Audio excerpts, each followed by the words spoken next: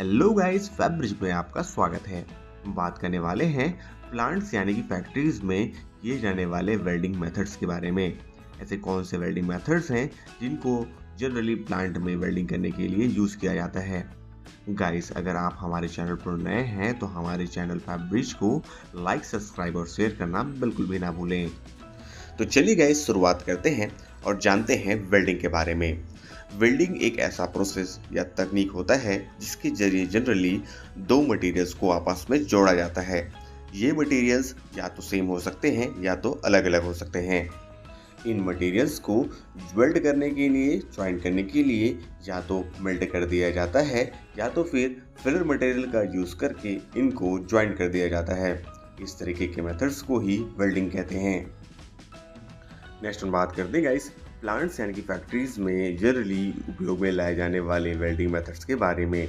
इन welding methods में SMAW welding यानी कि shielded metal arc welding, CO2 welding यानी कि मिग वेल्डिंग, FCAW वेल्डिंग यानी कि फ्लक्स कोर आर्क वेल्डिंग और SAW वेल्डिंग यानी कि सबमर्ज्ड आर्क वेल्डिंग, ये 4 वेल्डिंग प्रोसेस है जिनका उपयोग जनरली प्लांट्स या फैक्ट्रीज में किया जाता है। चलिए गाइस, अब इन वेल्डिंग मेथड्स को one by one, step by step समझने की कोशिश करते हैं।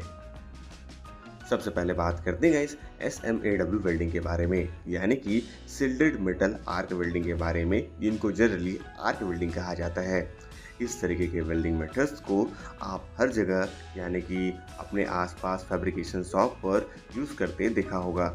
इसी वेल्डिंग को ही SMAW वेल्डिंग कहते हैं। इस वेल्डिंग में एक इलेक्ट्रोड होता है। इस इलेक्ट्रोड का स्पेसिफिकेशन मटेरियल के आधार पर जनरली उपयोग में लाए जाने वाले इलेक्ट्रोड्स में E6013 और E7018 टाइप के इलेक्ट्रोड को उपयोग में लाया जाता है। ये इलेक्ट्रोड्स हर जगह अवेलेबल होते हैं और आसानी से वेल्ड किए जा सकते हैं। वेल्ड करने से पहले इलेक्ट्रोड के स्पेसिफिकेशन के आधार पर इनको यूज़ किया जाता है, यानी कि यूज़ करने से पहले मैन्युफैक्चरर रिकमेंडेशन को फॉलो करके ही किसी भी इलेक्ट्रोड को यूज़ किया जाना होता है। किसी भी मैन्युफैक्चरर का रिकमेंडेशन उस इलेक्ट्रोड के पैकेट पर लिखा होता है, जहां वेल्डिंग करंट और वेल्डिंग की वोल्टेज को मेंशन किया गया होता है। साथ ही वेल्डिंग किए जाने से पहले इलेक्ट्रोड को रीड्राई करना है या नहीं, इसकी भी जानकारी इलेक्ट्रोड के पैकेट पर साफ साफ लिखी होती है। जनरली माइल्ड स्टील को वेल्डिंग करने के लिए, यानी कि आप अपने आसपास के वेल्डिंग शॉप पर जब भी वेल्डिंग करते हुए देखते हैं तो वो E6013 टाइप के वेल्डिंग इलेक्ट्रोड को यूज़ करके वेल्डिंग करते हैं। और इस टाइप के वेल्डिंग इलेक्ट्रोड्स जनरली कॉमन होते हैं जिनको रीट्राई करने की रिक्वायरमेंट नहीं होती है। नेक्स्ट हम बात करते हैं गाइस CO2 वेल्डिंग के बारे में, जिनको MIG यानी कि मेटल इनर्ट गैस वेल्डिंग कहा जाता है। इस वेल्डिंग पर CO2 गैस का उपयोग किया जाता है इनर्ट गैस यानी कि अक्रिय गैस के रूप में, जिसके कारण ही इसको CO2 वेल्डिंग कहते हैं। बात करते हैं CO2 वेल्डिंग मशीन के जनरल अरेंजमेंट्स के बारे में। इस वेल्डिंग मशीन पर एक सिलेंडर होता है जहां पर CO2 भरा होता है। साथ ही इस CO2 गैस को हीट करने के लिए एयर प्रीहीटर का उपयोग किया जाता है, जो कि इसी सिलेंडर के जस्ट आउटलेट पर फिक्स होता है। साथ ही इस सिलेंडर के आउटलेट पर 2 मेजरिंग इंस्ट्रूमेंट्स लगे होते हैं। ये इंस्ट्रूमेंट में पहला इंस्ट्रूमेंट जो होता है वो सिलेंडर की रिफिलिंग कंडीशन को शो करता है, यानी कि सिलेंडर कितनी भरी है या कितनी खाली है इसको शो करता है।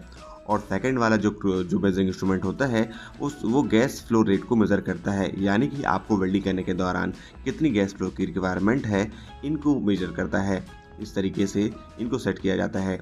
इनके बाद यहाँ पर एक वायर फीडर होता है जिस पे MIG वेल्डिंग इलेक्ट्रोड का यानी कंज्यूमेबल का स्पूल लगा होता है।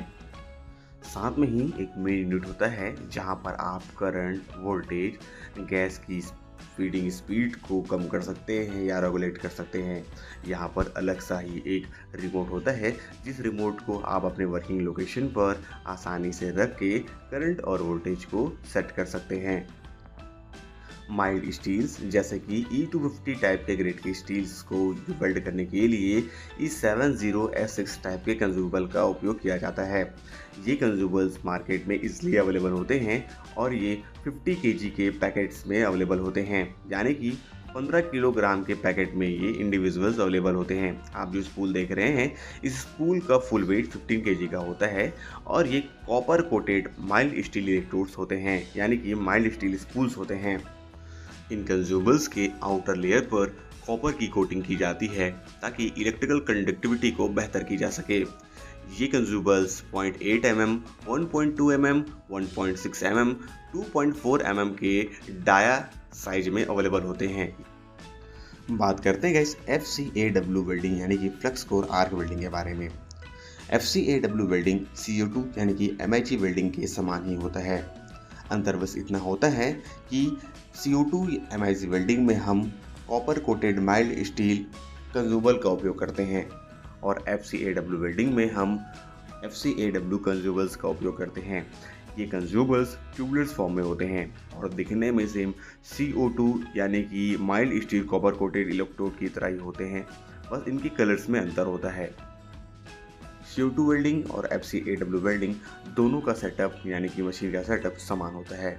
इनमें समान तरह के ही अरेंजमेंट्स होते हैं और ये एक दूसरे के साथ आसानी के साथ कोलैबोरेट किए जा सकते हैं, यानी कि CO2 वेल्डिंग के बाद आप आसानी से उसी मशीन पर FCAW वेल्डिंग के स्पूल को यूज़ करके FCAW वेल्डिंग कर सकते हैं।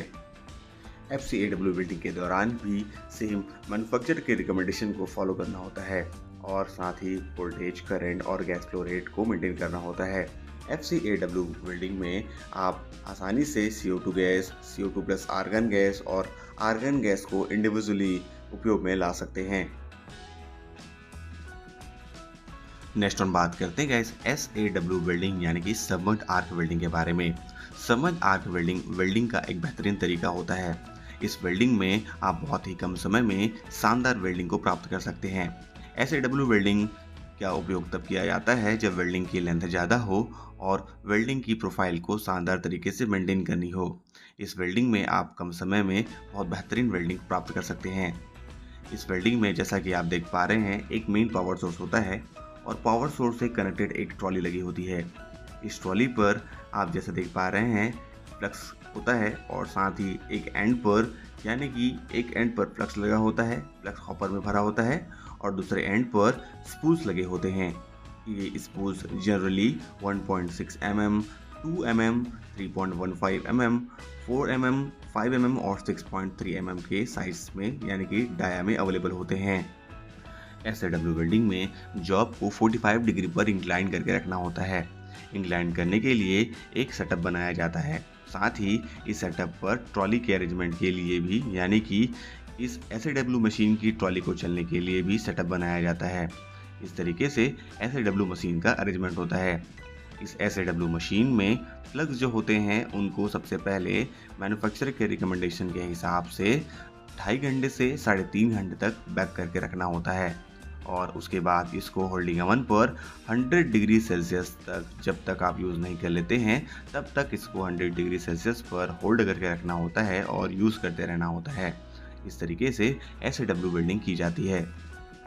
तो ये तो थी गाइस कुछ information SAW welding, CO2 welding, FCAW welding और SMAW वेल्डिंग यानी कि सबमर्ज्ड आर्क वेल्डिंग के बारे में कुछ इन्फॉर्मेशन। इस तरीके के और अधिक जानकारी के लिए गाइस हमारे चैनल से जुड़े रहें और हमारे चैनल फैब्रिज को लाइक, सब्सक्राइब और शेयर करना बिल्कुल भी ना भूलें। Thank you for watching our videos, our channels Febreze.